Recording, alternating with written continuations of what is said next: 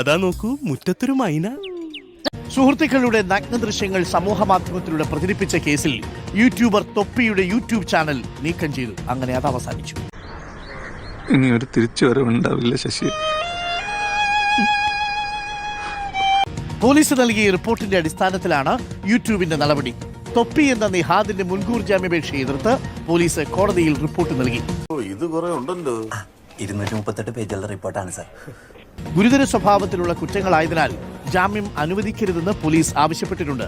പന്നിമലത്ത് നോട്ടടവപ്പ്, കള്ളനോട്ട്, visa തട്ടിപ്പ്, കള്ളക്കടത്ത്, immoral trafficking and പിമ്പിംഗ്, പിന്നെ ദീർഘകാലം കുണ്ടൻ കുഞ്ഞുമൊയ്ൻ സാഹിബിന്റെ. എസ് ശരണുണ്ട് കൂടുതൽ വിവരങ്ങളുമായി. എസ് ശരൺ, അപ്പോ തൊപ്പിയുടെ യൂട്യൂബിന് വിലക്ക് വീണു അല്ലെ, ചങ്ങല വീണു. എന്തായാലും അതിന് ചങ്ങല വീണിരിക്കുന്നു എന്നുള്ളതാണ് ഏറ്റവും പ്രധാനപ്പെട്ട കാര്യം.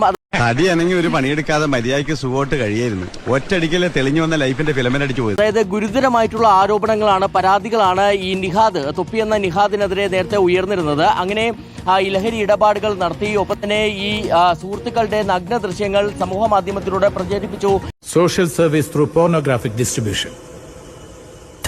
8 വർഷം കഠിന തടവ് എന്നടക്കമുള്ള അനവധി പരാതികളുണ്ടായിരുന്നു. അതിൽ ആഭ്യന്തരമന്ത്രിയായ രമേശ് ചെന്നിത്തലയുടെ ഇടപെടൽ ഉണ്ടാവുകയും വിശദമായ അന്വേഷണം നടത്തുമെന്ന് അദ്ദേഹം അറിയുകയും ചെയ്തു. അതിന് നീ എന്തിനാണ് ഈ ലോകത്ത് ജനിച്ചിരിക്കുന്നറിയാം?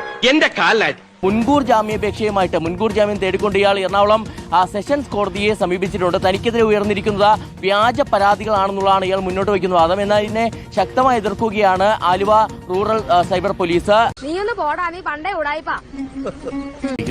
വല്ല കാര്യമുണ്ടോ? തൊപ്പി വെച്ച് നല്ല കാര്യമൊക്കെ ചെയ്തിരുന്നെങ്കിൽ വല്ല ഇതേപോലെ ഒളിച്ച് നടക്കേണ്ട കാര്യം ഉണ്ടായിരുന്നു.